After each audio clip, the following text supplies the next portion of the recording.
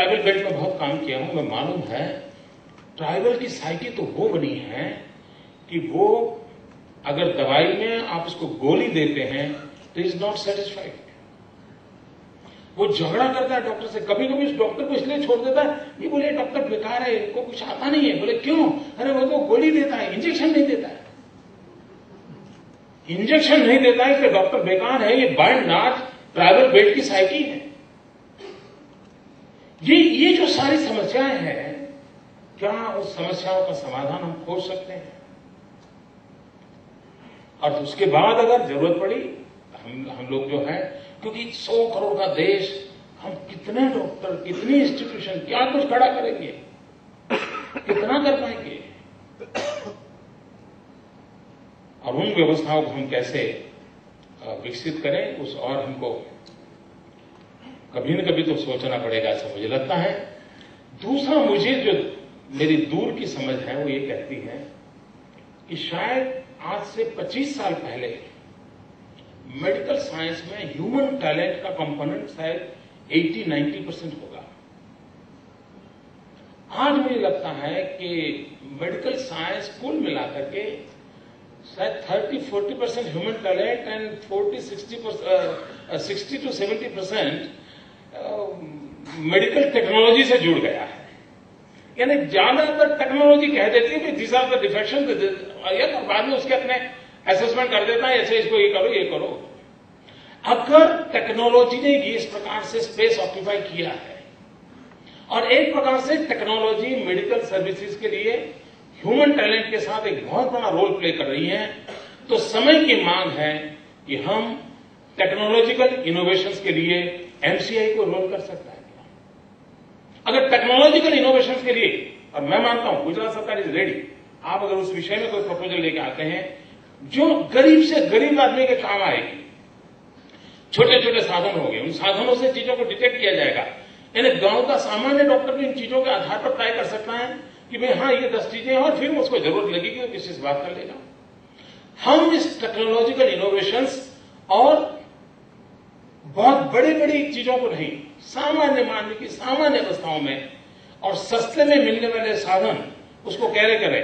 जैसे हमारे वो तेजस ने एक काम किया, सारी दुनिया में उसका नाम हो, यानी by and large heart surgery की दुनिया में तेजस का ने एक अच्छा कंट्रीब्यूशन किया। Otherwise is a medical profession, उसको कोई इंस्ट्रूमेंट इनोवेशन में कोई काम लगने की जरूरत नहीं थी, लेकिन ही डिड इट।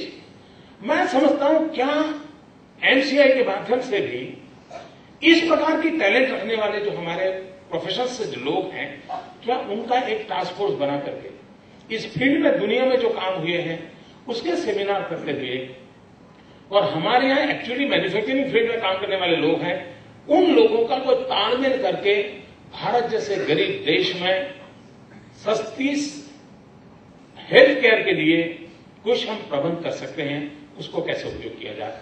और एक बात मेरे मन में आती है, एक छोटा निर्णय जो आप लोगों ने किया है, मैं इसके लिए अभिनंदन करता हूं। मित्रों, जब साधन नहीं थे, कम्युनिकेशन बहुत पुअर था, इवन पेशेंट के लिए भी एक अच्छी सी व्यवस्था के साथ जुड़ना सुविधाजनक रहता था। एक नहीं तो दो, दो नहीं तो तीन, तीन नहीं तो 5 डॉक्टरों की सेवा मिल जाती थी, और उसमें से कैंपस कंसेप्ट विकसित हुआ। उस कैंपस के अंदर 300 बेड हो तो वहीं पर अस्पताल होगा, तो अस्पताल के साथ मेडिकल कॉलेज होगा, वगैरह वगैरह। कुछ कारणों से नियम बने होंगे और नियमों का अपना महत्व भी होगा। लेकिन आज जिस प्रकार से बदलाव आ रहा है, उसमें एक ही जगह पे इतनी बड़ी भूमि हो, भूमि मिल जाएगी तो पेशेंट नहीं मिलेगा, पेशेंट नहीं मिलेगा तो मेडिकल कॉलेज नहीं मिलेगी, मेडिकल कॉलेज नहीं मिलेगी तो डॉक्टर तैयार नहीं होंगे, डॉक्टर तैयार नहीं होंगे तो शॉर्टेज होगी, और जब शॉर्टेज होती है तो महंगाई होती है। यही चक्कर चल रहा है ना। क्यों हम इन बेसिक चीजों में बदलाव न करें?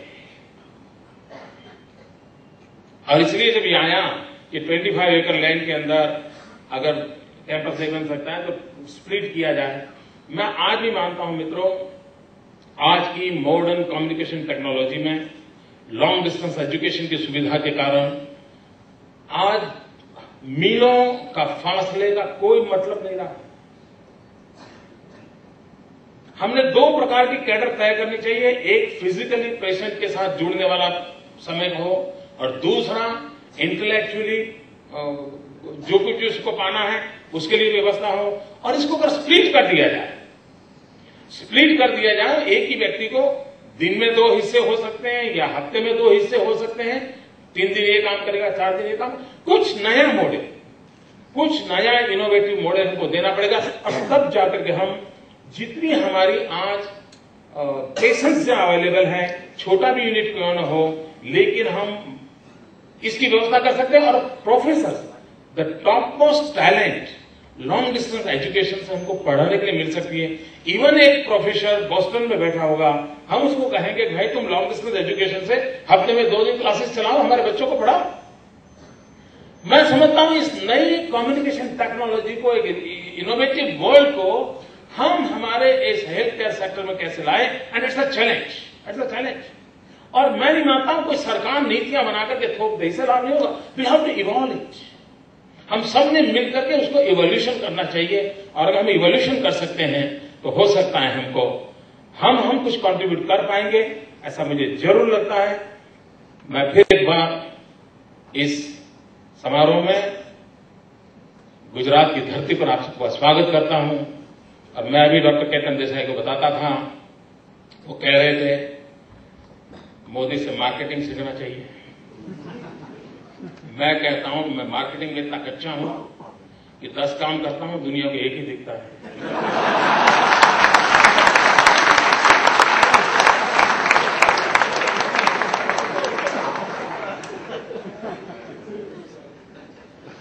और इसलिए आप गुरु ऐसा पसंद कीजिए ताकि आप एक काम करें और 5 दिखाई दे।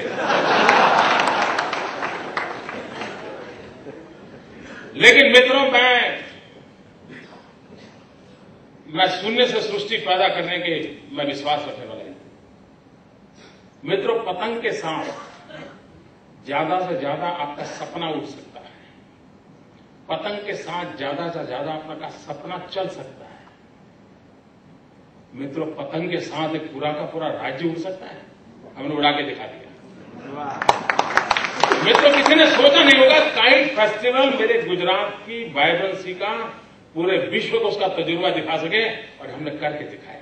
और जिसका कॉस्ट क्या है, पतंग की कॉस्ट 2 रुपया 3 रुपया भैया, 3 रुपये का पतंग पूरे आसमान में मेरे गुजरात को छा देने की ताकत रखता है। विश्वास चाहिए दोस्तों, टेक्नोलॉजी नहीं चाहिए, विश्वास चाहिए। और एमसीआई में वो भरोसा होगा कि सत्य के मार्ग पर चल रहे हैं, गरीब से गरीब आदमी की सेवा करने के लिए चल रहे हैं, तो उनका पुलिसिंग भी लोगों को पसंद आएगा। तो इसी विश्वास के साथ बहुत बहुत शुभकामनाएं देंगे।